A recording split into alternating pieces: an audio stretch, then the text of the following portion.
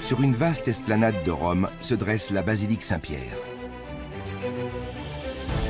Un édifice colossal surmonté d'immenses statues du Christ et des apôtres aux allures de dieux antiques.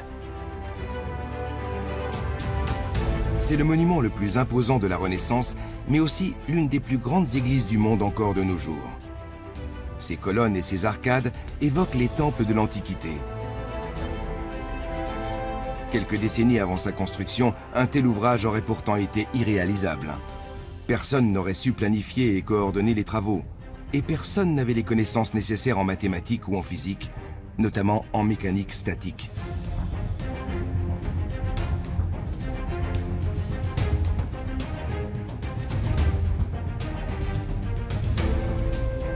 Mais au XVIe siècle, une multitude de savants et d'artistes viennent changer la donne.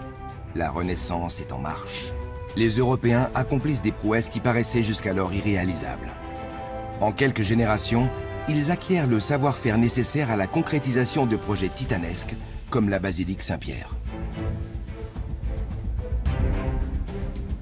Cette impulsion sans précédent, l'Europe la doit à des personnalités d'exception dont elle garde l'empreinte aujourd'hui encore. Comme Michelangelo Buonarroti, dit Michel-Ange.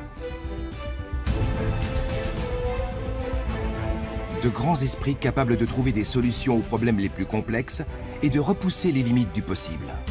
Mais quel est leur secret? Qu'est-ce donc que cette Renaissance qui fait basculer le monde dans une ère nouvelle?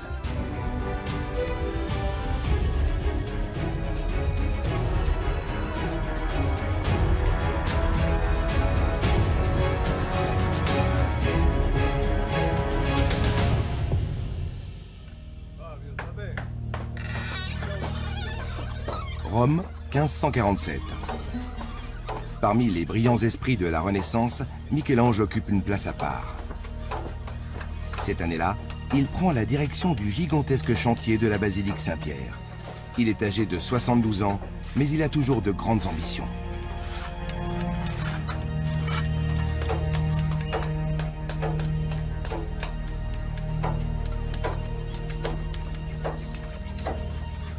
Michel-Ange est un géant. Maître d'œuvre, architecte et artiste à la fois, peintre et sculpteur, mais aussi érudit et polémiste. C'est un vrai génie universel. Il devient l'archétype de l'homme moderne qui fait alors son apparition.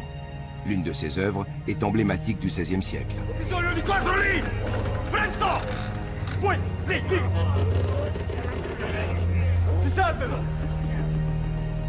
Son David est l'une des sculptures les plus célèbres de l'histoire de l'art. Dans cette période où l'art et la culture, le savoir et la technologie font un formidable bond en avant, ce sont des figures comme Michel-Ange qui sont à la manœuvre. À Florence, en 1501, Michel-Ange crée la surprise. Il va réaliser sa sculpture de David dans un bloc de marbre de 12 tonnes. Cela tient du miracle. Deux autres sculpteurs ont tenté avant lui de s'attaquer à cette masse de roche avant de jeter l'éponge. Pour Michel-Ange, c'est une obsession qui va durer 3 ans. Il travaille sans relâche pour réaliser une œuvre de 5 mètres de haut, la première statue monumentale de la haute Renaissance. Ce David est une affirmation forte.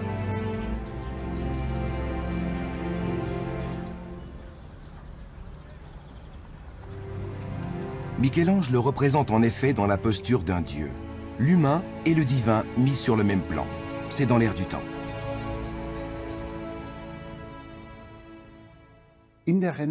La représentation de l'homme change du tout au tout à la Renaissance. À la fin du XIIe siècle, celui qui allait devenir le pape Innocent III avait comparé ses semblables à des excréments, à des déjections gluantes, bref, à des êtres méprisables. Selon la conception médiévale, il suffisait de regarder l'homme pour voir que c'était fondamentalement un pécheur. À la Renaissance, on en a assez de cette image négative. On considère au contraire que l'homme est quasi divin, car il a été créé par Dieu, qu'il a doté de raison et de force. Puisqu'il est à son image, il est presque l'égal de Dieu. 9 ans après avoir achevé son David, Michel-Ange réalise une statue de Moïse pour le tombeau du pape Jules II. Haute de plus de 2 mètres, elle montre un prophète courroucé, aux veines saillantes et à l'allure terrifiante. Une représentation qui rappelle les dieux de l'Antiquité.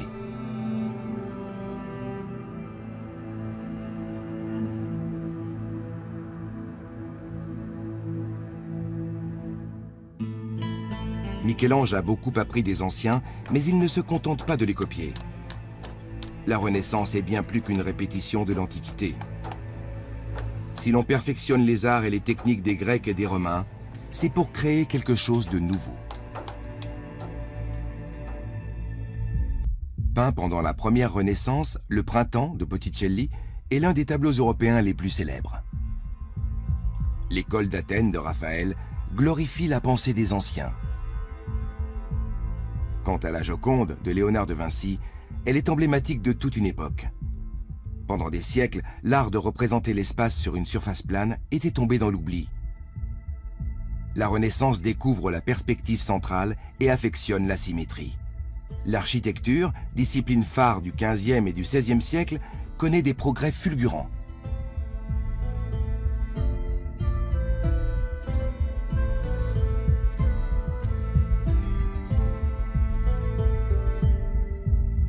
Ainsi, les coupoles monumentales, abandonnées au Moyen-Âge, refont elles aussi leur apparition. Et les arts ne sont pas les seuls à bénéficier d'innovations.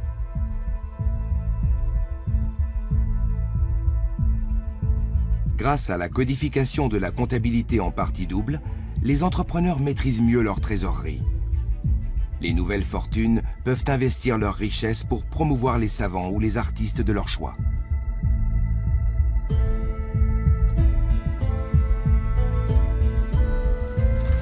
Les inventions et les découvertes se succèdent à un rythme effréné. On construit de nouvelles machines, mais on étudie aussi la mécanique du corps humain. L'anatomie connaît un grand développement.